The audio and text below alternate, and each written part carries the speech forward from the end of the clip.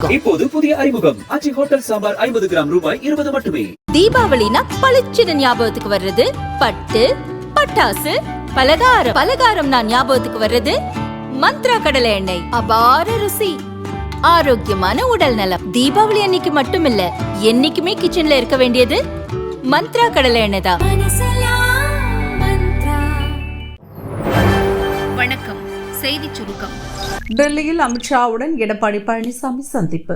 ஜனவரி 17 அதிமுகவில் சேரும் ஓ பன்னீர்செல்வம். அதிமுக கூட்டணியில் பாமக இணைத்த நிலையில் அதிமுக பொதுச் செயலர் பழனிசாமி நேற்று டெல்லி சென்று உள்துறை அமைச்சர் அமித்ஷாவை சந்தித்தார். கூட்டணியில் மேலும் சில கட்சிகளை சேர்ப்பது, தொகுதி பங்கீடு போன்றவை குறித்தும் அவர் பேசினார். மத்திய உள்துறை அமைச்சர் அமித்ஷா கடந்த ஜனவரி 4 திருச்சி வந்தார். அதிமுக பொதுச் செயலாளர் எடப்பாடி பழனிசாமி சார்பில் அவருடன் முன்னாள் அமைச்சர் வேலுமணி பேச்சு நடத்தினார். திமுகவுக்கு எதிரான கட்சிகளை ஒருங்கிணைத்தால் மட்டுமே அக்கட்சியை தோற்கடிக்க முடியும் என அமித்ஷா அப்போது வேலுமணியிடம் கூறியுள்ளார். அதிமுகவில் இருந்து நீக்கப்பட்ட பன்னீர்செல்வம் மற்றும் தினகரனை கூட்டணியில் சேர்க்க வேண்டும் என அவர் வலியுறுத்தினார். இந்நிலையில் நேற்று காலை பழனிசாமியை பாமக தலைவர் அன்புமணி சந்தித்து அதிமுக பாஜக கூட்டணியில் இணைந்தார். விரைவில் மேலும் பல கட்சிகள் கூட்டணியில் இணையும் என அதிமுக பொதுச் செயலாளர் பழனிசாமி அப்போது கூறினார். அதைத் தொடர்ந்து பழனிசாமி நேற்று மதியம் டெல்லி சென்றார். அங்கு மத்திய அமைச்சர் அமித்ஷாவை நேற்று இரவு சந்தித்தார். அதிமுக முன்னாள் அமைச்சர் விஜயபாஸ்கரும் அவருடன் சென்றிருந்தார். அப்போது தமிழகத்தில் பாமக போட்டியிடும் தொகுதிகளை இறுதி செய்த பழனிசாமி பாஜகவுக்கான தொகுதிகள் குறித்தும் பேசியுள்ளார். தேசிய ஜனநாயக கூட்டணிக்கு வர தேமுதிக முரண்டு பிடித்து வருவது குறித்தும் அமித்ஷாவுடன் பேசிய பழனிசாமி தேமுதிகவை எப்படி கையாள்வது என்பது குறித்த ஆலோசனையையும் கேட்டுள்ளார்.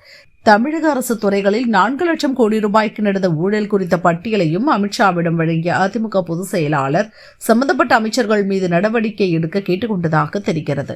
வரும் ஜனவரி 17 எம்ஜிஆர் பிறந்தநாள் வருகிறது. அன்றைய தினம் முன்னாள் முதல்வர் ஓ பன்னீர்செல்வம் மற்றும் அவருடைய ஆதரவாளர்கள் அதிமுகவில் இணைய உள்ளதாகவும் தகவல்கள் வெளியாகியுள்ளது.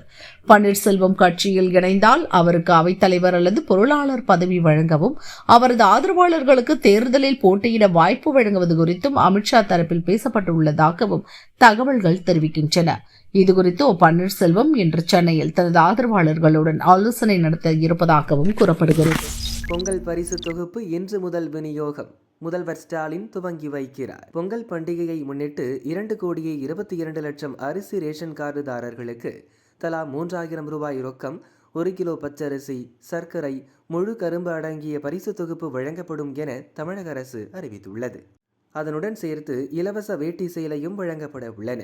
இதற்காக கடைகளுக்கு பச்சரிசி, சர்க்கரை, கரும்பு, வேட்டி சேலை ஆகியவை அனுப்பப்பட்டுள்ளன. பொங்கல் பரிசு தொகுப்பை வாங்க ஒரே சமயத்தில் கூட்டமாக வரக்கூடாது என்பதற்காக டோக்கன் வழங்கப்பட்டுள்ளது. சென்னை நந்தம்பாக்கம் பட்ரோடு அருகில் உள்ள ரேஷன் கடையில் பொங்கல் பரிசு தொகுப்பு விநியோகத்தை முதல்வர் ஸ்டாலின் இன்று காலை 9 மணிக்கு துவக்கி வைக்கிறார். அதைத் தொடர்ந்து அனைத்து கடைகளிலும் கார்டுதாரர்களுக்கு பொங்கல் தொகுப்பு வழங்கப்பட உள்ளன. இதுகுறித்து ரேஷன் கடை ஊழியர்கள் கூறியதாவது: பல ரேஷன் கடைகளில் ஆளுங்கட்சி எம்எல்ஏக்கள், கவுன்சிலர்கள் மற்றும் அவர்களின் ஆதரவாளர்கள், நாங்கள் கடைக்கு வந்ததும் எங்கள் முன்னிலையில்தான் பொங்கல் பரிசு தொகுப்பை வழங்க வேண்டும், அதற்கு முன் வழங்கக்கூடாது, மீறினால் அவ்வளவுதான் என மிரட்டியுள்ளனர். மேலும் கடைகளுக்கு வெளியில் பொங்கல் பரிசு வழங்குவது தொடர்பான விவரங்களுடன் கட்சி பேனர்களை வைத்துவிட்டு சென்றுள்ளனர். அரசு தரப்பிலும் வெல்வோம் ஒன்றாக என்ற பெயரில் பேனர் வைக்கப்பட்டுள்ளது. அரசியல் கட்சியினர் குறுக்கீடு இல்லாமல் பொங்கல் பரிசு வழங்க அரசு நடவடிக்கை எடுக்க வேண்டும் என கூறினர். தெற்கை வளைக்க அழகிரி பவர், ஸ்டாலினுக்கு தேடி வந்த வாய்ப்பு. திமுகவில் கருணாநிதி உயிருடன் இருந்தபோது அவரின் மகன்களான முன்னாள் மத்திய அமைச்சர் அழகிரி, ஸ்டாலின் இடையே கடும் போட்டி இருந்தது. அனைத்து மாவட்டங்களிலும் இருவருக்கும் ஆதரவாளர்கள் இருந்தனர். ஆனால் மதுரையில் அழகிரி கையே ஓங்கி இருந்தது. கட்சி மற்றும் அரசு பொறுப்புகளில் அழகிரி ஆதரவாளர்களே இருந்தனர். 2014 கட்சி கட்டுப்பாட்டை மீறி செயல்பட்டதாக திமுகவில் இருந்து அழகிரியும் அவரது ஆதரவாளர்களும் நீக்கப்பட்டனர். இதையடுத்து அழகிரி அரசியலில் இருந்து ஒதுங்கினார். ஆனால் அவரது ஆதரவாளர்கள் வேறு கட்சிக்கு செல்லவில்லை. கடந்த 2021 சட்டசபை தேர்தலுக்கு முன் கட்சியில் தங்களை மீண்டும் சேர்த்துக் கொள்ள வலியுறுத்தி முன்னாள் அவைத்தலைவர் இசக்கிமுத்து கடிதம் அளித்தார். இருந்தும் அவர் கட்சியில் சேர்க்கப்படவில்லை. இந்நிலையில் திண்டுக்கல்லில் நடந்த நிகழ்ச்சிகளில் பங்கேற்க சில நாட்களுக்கு முன் மதுரை வந்த முதல்வர் ஸ்டாலின் ஹோட்டலில் தங்கினார். அப்போது அழகிரியின் ஆதரவாளர்கள் ஸ்டாலினை சந்திக்க முயன்றனர். அவர்களில் முன்னாள் துணை மேயர் மன்னனை மட்டும் ஸ்டாலின் சந்தித்தார். அப்போது அவர் மன்னிப்பு கடிதம் ஒன்றை ஸ்டாலினிடம் வழங்கினார். நாங்கள் 12 ஆண்டுகளாக திமுக விசுவாசிகளாகவே இருக்கிறோம். வேறு கட்சிக்கு செல்லாத எங்களை மீண்டும் திமுகவில் இணைத்துக் கொள்ளுங்கள் எனவும் கோரிக்கை விடுத்தார். மன்னன் கூறுகையில், முதல்வரை சந்தித்து கடிதம் கொடுத்தோம். தேர்தலுக்குள் நல்ல முடிவு கிடைக்கும். எங்கள் நிலைப்பாட்டிற்கு அழகிரி தடையாக இருக்க மாட்டார் என்றார். இதுகுறித்து திமுக தலைமை இன்னும் அதிகாரப்பூர்வமான அறிவிப்பு எதையும் வெளியிடவில்லை. இருப்பினும் சட்டசபை தேர்தலை முன்னிட்டு தென் மாவட்டங்களில் கட்சியை மேலும் வலுப்படுத்த அழகிரி ஆதரவாளர்களை பயன்படுத்திக் கொள்ள ஸ்டாலின் ஆலோசித்து வருவதாக கூறப்படுகிறது. மாவட்ட செயலாளர்களிடம் இதுகுறித்து கருத்து கேட்கப்பட்ட பின் அவர்கள் மீண்டும் கட்சியில் இணைக்கப்பட வாய்ப்புள்ளதாக தெரிகிறது. தமிழக தேர்தல் களத்தில் அமித்ஷா வாடகைக்கு பங்களா தேடும் பாஜக. தமிழகத்தில் இன்னும் சில மாதங்களில் சட்டசபை தேர்தல் நடக்க உள்ளது. தேசிய ஜனநாயக கூட்டணியை வெற்றி பெற செய்வதற்காக மத்திய உள்துறை அமைச்சர் அமித்ஷா முழு கவனம் செலுத்தி வருகிறார். இதற்காக அடிக்கடி சென்னை வந்து செல்ல வேண்டியுள்ளதால் அமித்ஷா தங்குவதற்காக வாடகை பங்களா தேடி வருவதாக தமிழக பாரதிய ஜனதா வட்டாரங்கள் தெரிவிக்கின்றன. சமீபத்தில் குஜராத் மாநிலம் அகமதாபாத் மாநகராட்சி நிகழ்ச்சி ஒன்றில் பேசிய அமித்ஷா, பீகார் சட்டசபை தேர்தலில் தேசிய ஜனநாயக கூட்டணி 3/2 பங்கு பெரும்பான்மையுடன் வென்றுள்ளது.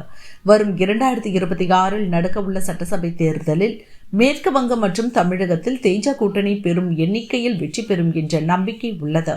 கடந்த 2014 நடந்த லோக்சபா தேர்தல் முதல் 2025 வரை தமிழகத்தில் பாஜக தொடர் வளர்ச்சி கண்டுள்ளது. அதனால் வரும் சட்டசபை தேர்தலில் இரு மாநிலங்களிலும் தேஜ கூட்டணி ஆட்சியை பிடித்தாக வேண்டும். அதற்காக நாம் நிறைய உழைக்க வேண்டும் என அமித்ஷா பேசினார். இதையடுத்து வரும் சட்டசபை தேர்தலை நோக்கி தமிழக பாஜக தீவிரமாகி உள்ளது. பொங்கல் விழாவை முன்னிட்டு கடந்த சில நாட்களுக்கு முன் திருச்சி வந்து சென்று அமித்ஷா தேர்தலுக்காக செய்ய வேண்டிய பணிகள் குறித்து கட்சியினருக்கு நிறைய விஷயங்களை சொல்லி சென்றுள்ளார். தமிழக பாஜகவினரும் தேர்தல் வேளைகளில் சுறுசுறுப்பாகி உள்ளனர். இதுகுறித்து தமிழக பாஜக நிர்வாகிகள் கூறியதாவது: பீகாரில் பாஜக பெற்ற வெற்றிக்கு பிரதமர் மோடி மற்றும் உள்துறை அமைச்சர் அமித்ஷாவின் பங்களிப்பே காரணம்.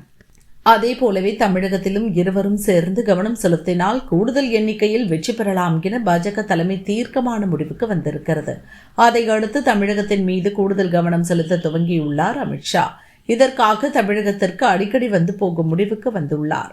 அவர் தமிழகம் வரும்போது ஹோட்டல்களில் தங்கி தேர்தல் வேலை பார்ப்பது சிரமமாக இருக்கும் என்பதால் தான் தங்குவதற்கு ஏற்ற பங்களா ஒன்றை சென்னையில் வாடகைக்கு பிடிக்குமாறு கட்சியினருக்கு அமித்ஷா உத்தரவிட்டிருக்கிறார்.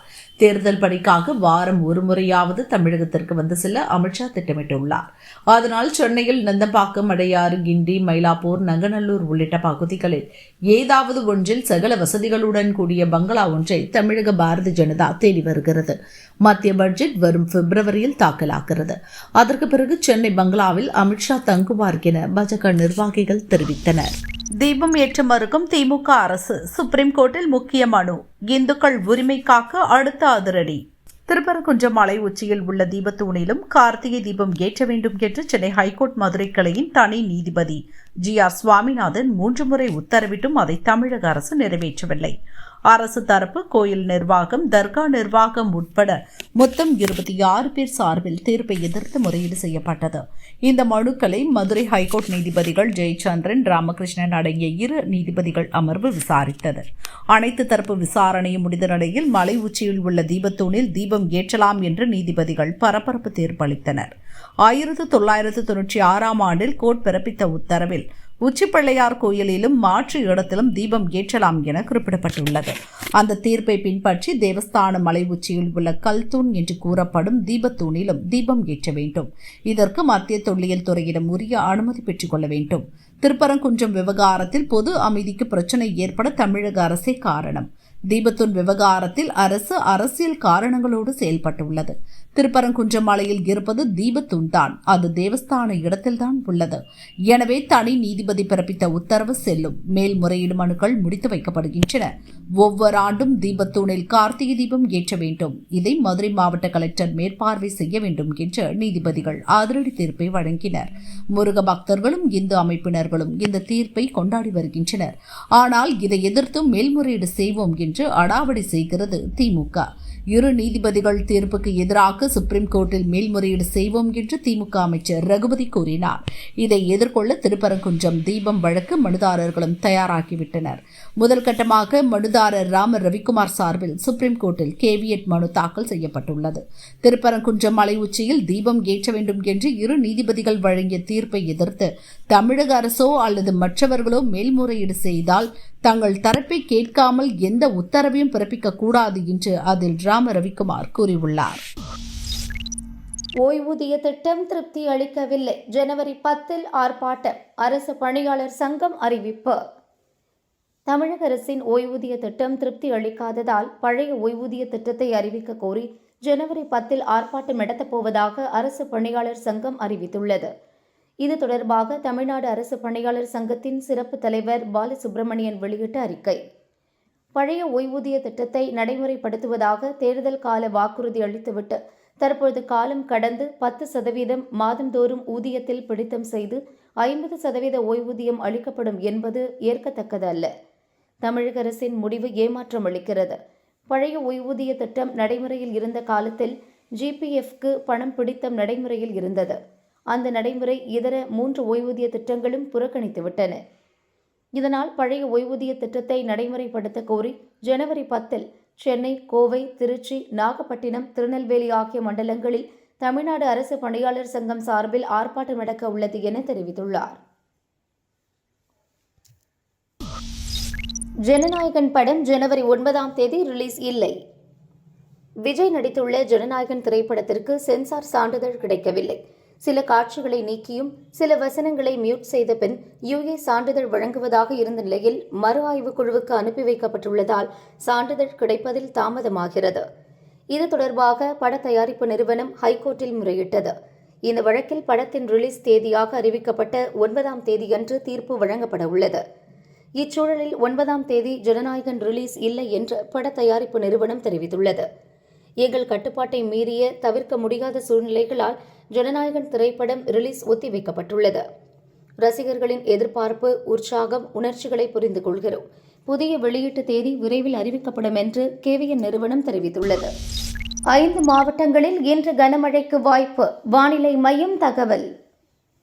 தமிழகத்தில் இன்று 5 மாவட்டங்களில் கனமழைக்கு வாய்ப்புள்ளதாக சென்னை வானிலை ஆய்வு மையம் தெரிவித்துள்ளது.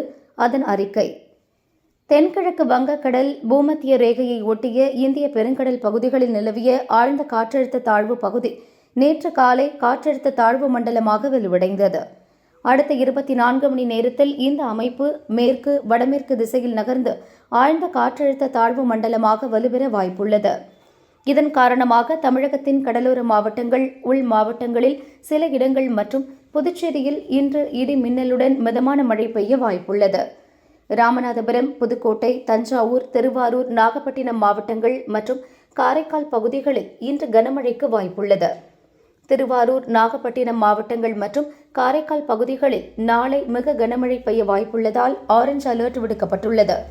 ஜனவரி 10, 12 தேதிகளில் சென்னை, செங்கல்பட்டு உட்பட கடலோர மற்றும் டெல்டா மாவட்டங்களில் கனமழை பெய்ய வாய்ப்புள்ளது என்று வானிலை மையம் தெரிவித்துள்ளது.